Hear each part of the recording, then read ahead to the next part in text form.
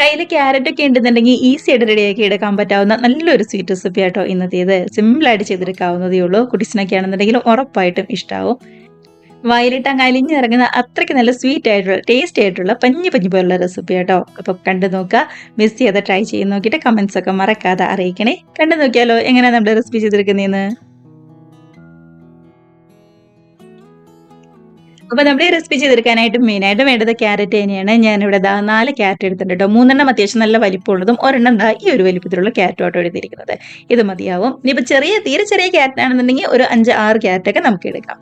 നന്നായിട്ട് തൊലി കളഞ്ഞിട്ട് ദാ ഇതേപോലെ ചെറുതായിട്ട് ഒന്നിങ്ങട് കട്ട് ചെയ്ത് വെച്ചിട്ടുണ്ട്. ഇനിയിപ്പോ നമ്മുടെ ഈ ക്യാരറ്റൊക്കെ ആണെന്നുണ്ടെങ്കിൽ നന്നായിട്ട് തന്നെ ഒന്നിങ്ങട് വേവിച്ചെടുക്കണം. വെന്ത് വരാനുള്ള എളുപ്പത്തിനാട്ടോ ദാ ഇതേപോലെ ചെറുതായിട്ട് നമ്മളൊന്ന് കട്ട് ചെയ്ത് വെച്ചിരിക്കുന്നത്. ഒന്നെങ്കിൽ ആവിക്ക് വെച്ച് നന്നായിട്ടൊന്ന് വേവിച്ചെടുക്കാം. ഇല്ലാന്നുണ്ടെങ്കിൽ ഞാനിത് ഇതേപോലെ കുക്കറിലേക്ക് മാറ്റിയിട്ട് ഒരു 1/4 കപ്പ് വെള്ളം ഒഴിച്ച് മീഡിയം ഫ്ലെയിമിൽ ഒറ്റ വിസിൽ കേൾപ്പിച്ചാണ് ഒന്നിങ്ങട് വേവിച്ചെടുക്കുന്നത്. എങ്ങനെയാണെന്നുണ്ടെങ്കിലും കുഴപ്പമില്ല. അപ്പൊ ഇതാ നന്നായിട്ട് തന്നെ വെന്ത് വന്നിട്ടുണ്ട് ട്ടോ. ഒരുപാട് നേരമൊന്നും വേണ്ടി വരില്ല. കുക്കറിലായതുകൊണ്ട് ഒറ്റ വിസിൽ വെക്കുമ്പോഴേ തന്നെ വെന്ത് വന്നോളൂ ട്ടോ. കണ്ടതാ അടിപൊളിയായിട്ട് തന്നെ വെന്ത് വന്നിട്ടുണ്ട്. ഇനിയിപ്പോ ഇത് നേരെ മിക്സിയുടെ ജാറിലേക്ക് മാറ്റിയിട്ട് നല്ലോണം തന്നെ പേസ്റ്റ് പോലെ ഒന്നും കൂടെ അരച്ചെടുക്കാം. ആ വലിയ ചൂടൊക്കെ ഒന്ന് ആറി കഴിയുമ്പോൾ ദാ ഇതേപോലെ മിക്സിയുടെ ജാറിലേക്ക് മാറ്റി കൊടുക്കാം. ശരിക്കും ഇങ്ങോട്ട് വെന്ത് വന്ന ക്യാരറ്റ് ആയതുകൊണ്ട് തന്നെ ഒട്ടും തന്നെ വെള്ളമൊന്നും ചേർക്കണ്ട കേട്ടോ. അല്ലാതെ തന്നെ ഇങ്ങോട്ട് അടിച്ചെടുത്താൽ മതി. നന്നായിട്ട് തന്നെ ഇങ്ങനെ അരഞ്ഞു കിട്ടിക്കോളൂ കേട്ടോ. ഒട്ടും തന്നെ കട്ടകളൊന്നും ഇല്ലാതെ നല്ല പേസ്റ്റ് പോലെ അരച്ചെടുക്കാനായിട്ട് ശ്രദ്ധിക്കുക. കണ്ടത് ഇതേപോലെ. അതിനുശേഷം ഏതെങ്കിലും അത്യാവശ്യം വലിപ്പമുള്ള ഒരു പാനിലേക്ക് അങ്ങോട്ട് മാറ്റി കൊടുക്കാം. ഇതിൽ വെച്ചിട്ട് വേണം നന്നായിട്ട് തന്നെ നമുക്ക് ഒന്ന് മിക്സ് ചെയ്ത് കുറുക്കിയെടുക്കാൻ വേണ്ടിയിട്ട്. അതുകൊണ്ടാണ് കണ്ടത് ഇതേപോലെ നമ്മുടെ ക്യാരറ്റ് ഒക്കെ നന്നായിട്ട് തന്നെ ഒന്നുകൂടെ അടിച്ചെടുത്തിട്ടുണ്ട്.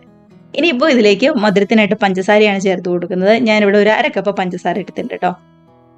ഇനിയിപ്പോൾ നന്നായിട്ട് കുറുകി കട്ടിയായിട്ട് വരാൻ വേണ്ടിയിട്ട് ഒരു 1/4 കപ്പ് കോൺഫ്ലോറും അതേപോലെ തന്നെ 1 കപ്പ് പാലും കൂടി ചേർത്ത് കൊടുക്കാം. ഇതിപ്പോൾ കവറപ്പാലാണ്, തിളപ്പിച്ച പാലൊന്നുമല്ല.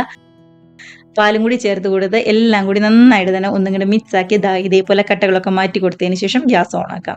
ഇനിയിപ്പോൾ നന്നായിട്ട് തന്നെ ഒന്നിങ്ങോട്ട് തിളപ്പിച്ച് കുറുക്കിയെടുക്കലാണ് ചെയ്യേണ്ടത്. ഇതേപോലെ കട്ടകളൊന്നുമില്ലാതെ നന്നായിട്ട് തന്നെ കൈയെടുക്കാതെ ഇളക്കി കൊടുക്കുക. അതിനുശേഷം ശരിക്കും ഒന്നിങ്ങോട്ട് വെന്ത് കുറുകി വരണം. നമ്മുടെ പാനിൽ നിന്നൊക്കെയാണെന്നുണ്ടെങ്കിലും വിട്ട് വരുന്ന ആ ഒരു പരുവാവണം കേട്ടോ. ശരിക്കും നമ്മുടെ ഹൽവയൊക്കെ റെഡിയാക്കി എടുക്കില്ലേ, ആ ഒരു പരുവത്തിൽ നമുക്ക് കിട്ടണേ. ഇതിലേക്ക് ഞാൻ 1 ടേബിൾ സ്പൂൺ ബട്ടറാണ് ചേർത്ത് കൊടുക്കുന്നത്. ബട്ടർ ഇല്ലാന്നുണ്ടെങ്കിൽ നമ്മുടെ നെയ്യാണെന്നുണ്ടെങ്കിലും 1 ടേബിൾ സ്പൂൺ ചേർത്ത് കൊടുത്താൽ മതി. വേറെ ഓയിലോ അതേപോലെ തന്നെ വെളിച്ചെണ്ണയോ ഒന്നും ചേർക്കരുതേ. ഒന്നെങ്കിൽ ബട്ടർ അല്ലാന്നുണ്ടെങ്കിൽ നെയ്യ് മാത്രമേ ചേർത്ത് കൊടുക്കാവുള്ളൂ. കണ്ടോ, ഇതിപ്പോൾ പാനിൽ നിന്നൊക്കെ ആണെങ്കിൽ നന്നായിട്ട് വിട്ട് ശരിക്കും ഒന്നും കൂടി കുറുകി സെറ്റായി വരാനായിട്ട് പാകത്തിനായിട്ട് റെഡി ആയിട്ടുണ്ട്. ഇനി നമുക്ക് ഗ്യാസ് ഓഫ് ചെയ്ത് മറ്റൊരു ബൗളിലേക്ക് മാറ്റിയിട്ട് ഒന്നും കൂടി സെറ്റ് ചെയ്യാനായിട്ട് വെക്കാവേ. അപ്പം ഞാൻ ഈ ബൗളിൽ കുറച്ച് നെയ്യും കൂടി എല്ലാ ഭാഗത്തേക്കും ഒന്ന് പറ്റി കൊടുത്തിട്ടുണ്ട് കേട്ടോ. അതിനുശേഷമാണ് നമ്മൾ റെഡിയാക്കി വെച്ചിരിക്കുന്ന ഈ മിക്സും കൂടി അങ്ങ് ഒഴിച്ചു കൊടുക്കുന്നത്. കണ്ടോ, ഈ ഒരു കട്ടിക്കാണ് ഇരിക്കുന്നത്. നമ്മൾ സാധാരണ ഹൽവയൊക്കെ റെഡിയാക്കുന്ന ആ ഒരു കട്ടിക്ക് തന്നെ വേണം കേട്ടോ ഇരിക്കാനായിട്ട്. നന്നായിട്ട് തന്നെ ഒന്നും കൂടി ടാപ്പ് ചെയ്തിട്ട് നല്ലോണം ഒന്നും കൂടി തണുത്ത് വരാനായിട്ട് നമുക്ക് വെയിറ്റ് ചെയ്യാം. അതിനുശേഷം ഒരു 2 മണിക്കൂർ ഒന്ന് ഫ്രിഡ്ജിലും കൂടി വെച്ചിട്ട് തണുപ്പിച്ചിട്ട് വേണം എടുക്കാനായിട്ട്. അപ്പോൾ അതവിടെ ഇരുന്ന് ശരിക്കും ഒന്നും കൂടി സെറ്റായിട്ട് വരട്ടെ. അങ്ങനെ ശരിക്കും ചൂടൊക്കെ ആറിക്കഴിഞ്ഞപ്പോൾ കുറച്ച് നേരം ഫ്രിഡ്ജിലും കൂടി വെച്ച് നന്നായിട്ട് തന്നെ ഒന്നും കൂടി തണുപ്പിച്ചെടുത്തതാ കേട്ടോ. അടിപൊളിയായിട്ട് തന്നെ സെറ്റായിട്ട് വന്നിട്ടുണ്ട്.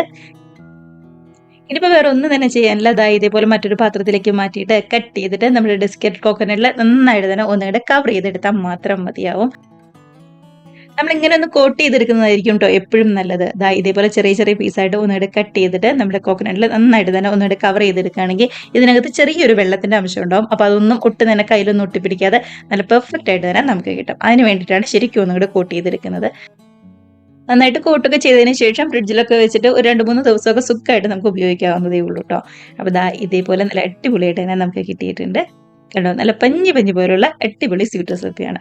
അപ്പോൾ ക്യാരറ്റിന്റെ ആ ഒരു ടേസ്റ്റ് ഒക്കെ ഇഷ്ടമുള്ളവരാണെന്നുണ്ടെങ്കിൽ ഉറപ്പായിട്ടും ഇഷ്ടമാവും. കൂടാതെ കുറച്ചും കൂടി മധുരമൊക്കെ ചേർത്തപ്പോൾ അടിപൊളി ഒരു ടേസ്റ്റ് തന്നെയാണ് കേട്ടോ.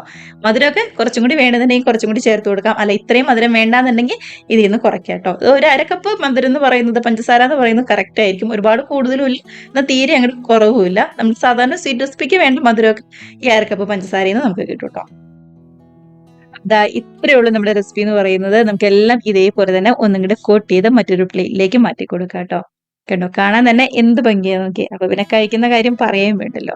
വായിലിട്ട് അങ്ങ് അലിഞ്ഞിറങ്ങുന്ന അത്രയ്ക്ക് നല്ല സ്വീറ്റ് ആയിട്ടുള്ള ടേസ്റ്റി ആയിട്ടുള്ള റെസിപ്പി തന്നെയാണ്. അപ്പൊ മിസ് ചെയ്യാതെ എല്ലാവരും ട്രൈ ചെയ്ത് നോക്കുക. അതേപോലെ തന്നെ വീഡിയോ റെസിപ്പിക്ക് ഇഷ്ടമായിട്ടുണ്ടെങ്കിൽ ഒന്ന് ലൈക്ക് അടിച്ച് ഷെയറും കൂടി ചെയ്യാനും, ആദ്യമായിട്ട് നമ്മുടെ ചാനൽ ആരെങ്കിലും കാണുന്നവരുണ്ടെങ്കിൽ ഒന്ന് സബ്സ്ക്രൈബും കൂടി ചെയ്യാനായിട്ട് മറക്കല്ലേ.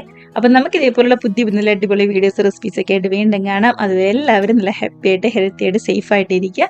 ബൈ.